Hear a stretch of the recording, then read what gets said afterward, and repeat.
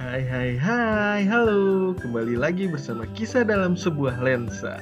Dan kali ini Kisah Dalam Sebuah Lensa akan mengajak kamu jalan-jalan ke Lawang Sewu, Semarang. Eits, jangan di-skip, kita intip kamar mandi Belanda. Kalau dengar kata Lawang Sewu, biasanya yang kebayang apa nih? 1000 pintu, bangunan tua, atau cerita horornya nih? Padahal Lawang Sewu itu bukan cuma soal mistis, tapi juga saksi sejarah penting Indonesia. Hari ini kita jalan-jalan ke Lawang Sewu, Semarang. Wisata yang bikin kamu mikir, oh ternyata begini ceritanya. Tenang, gak ada jump scare. Paling cuma bikin merinding karena sejarahnya. Dan ketika awal masuk ke sini, kita langsung disuguhkan dengan lukisan-lukisan indah zaman dahulu. Lawang Sewu terletak di jantung kota Semarang, tepatnya di depan Tugu Muda Semarang. Ini nih kita lihat kamar mandi Belandanya. Ini masih asli ternyata.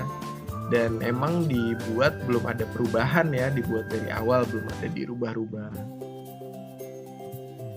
Kalau kamu naik kereta dan turun di stasiun Tawang atau stasiun Poncol, tempat ini tuh kayak, halo, selamat datang di kota Semarang. Saat ini Lawang Sewu ada di bawah pengelolaannya PT KAI Indonesia.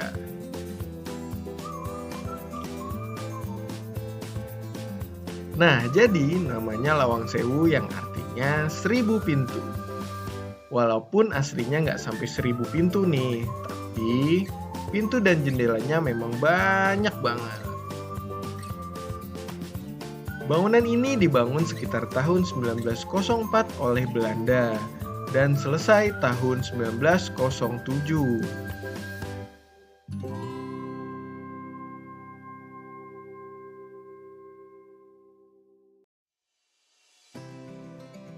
Lawang Sewu ini bukan rumah hantu ya, tapi merupakan kantor pusat perusahaan kereta api Belanda. Namanya Nederlands Indisch Spoorwegen Maskapai. Atau gampangnya nih bahasa Indonesianya adalah kantor kereta api zaman kolonial.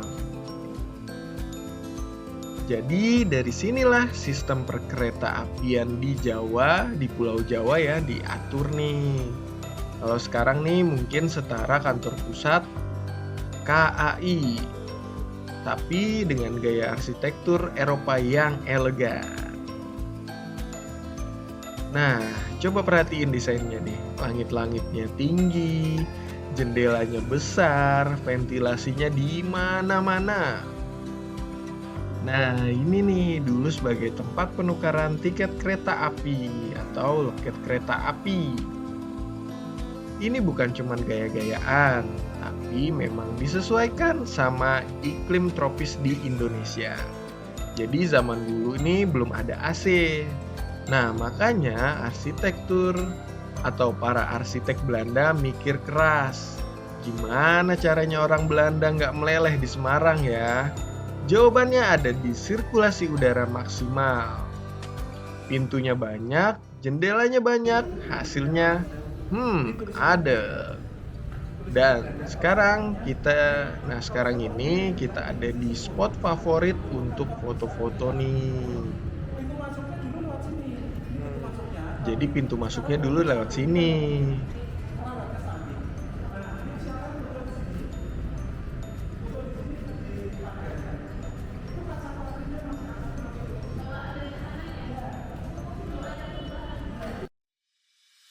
Nah, ayo kita cobain foto di sini. Di tangga ini ya.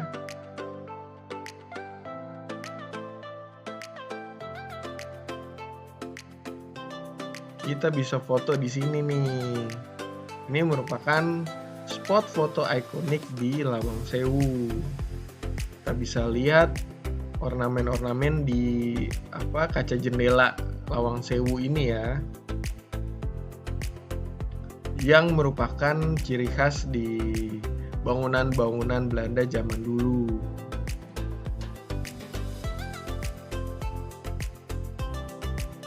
Ini adalah ornamen kaca patri. Biasanya di sini di ornamen ini ada menyimpan sebuah kisah yang ingin disampaikan oleh para arsiteknya. Wow, megah sekali ya.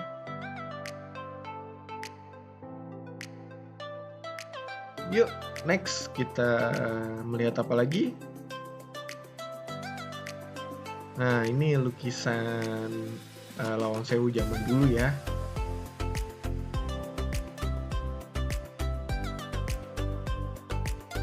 Kita bisa lihat nih, di model jendelanya ini udah mirip-mirip sama bangunan Eropa kan.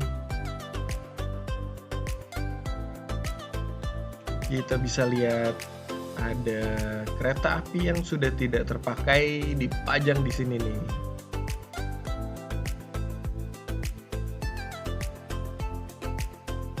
Lawang Sewu juga jadi saksi pertempuran 5 hari di kota Semarang, tanggal 14 sampai 19 Oktober 1945. Pemuda Indonesia melawan tentara Jepang yang menolak menyerahkan senjata.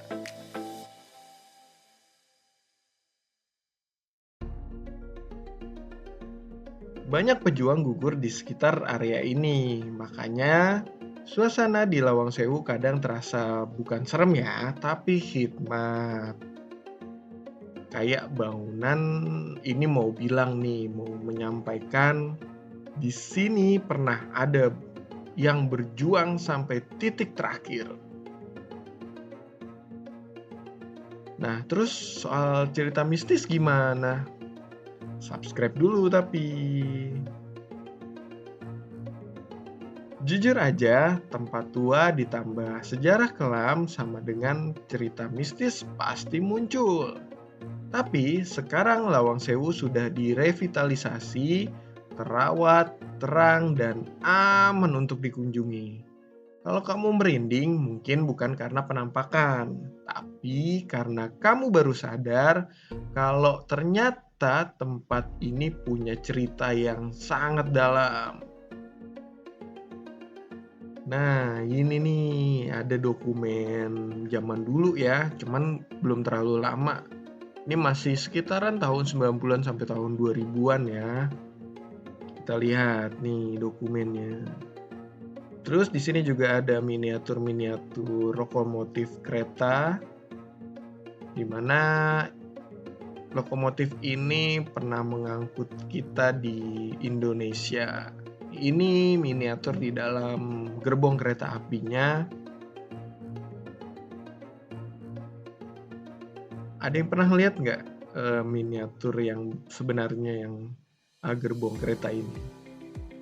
Nah, kalau ini dipakai untuk menandai karcis kereta yang udah dibeli.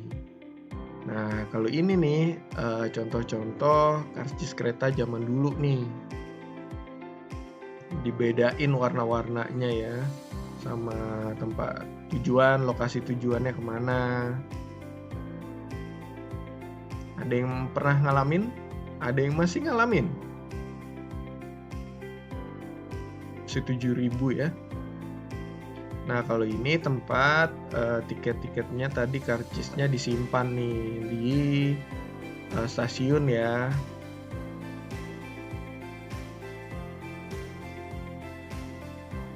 Dan ini merupakan alat hitung original yang dulu dipakai untuk menghitung uang gitu ya. Dan kalau ini atribut yang dipakai petugas kereta api. Ini alat komunikasi zaman dulu ya. Hari ini Lawang Sewu bukan cuma tempat wisata foto-foto. Di dalamnya ada museum perkereta apian, ruang pameran sejarah, dan tur edukatif. Cocok buat belajar, untuk para pelajar, keluarga, atau kamu yang pengen liburan tapi pulang dengan pengetahuan baru. Datang ke sini dan rasakan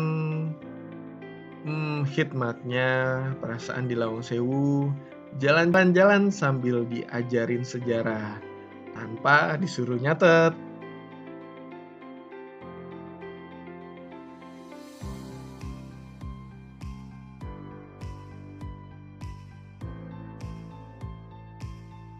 Kita bisa lihat nih, jadi dulu rancangannya seperti ini, blueprint-nya dari arsitek seperti ini nih.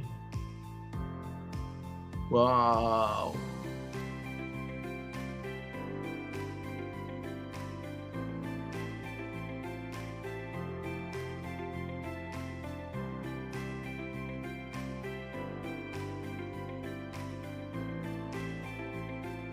Kita lihat dari rancangannya aja sudah megah ya.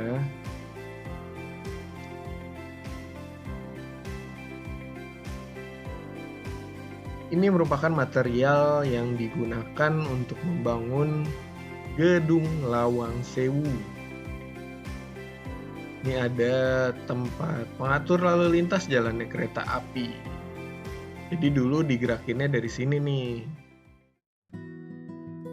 Dan Lawang Sewu mengajarkan kita satu hal penting, yaitu bangunan tua bukan cuma soal masa lalu, tapi juga tentang pelajaran untuk masa depan, tentang perjuangan, tentang ketahanan, dan tentang bagaimana sejarah membentuk kita hari ini.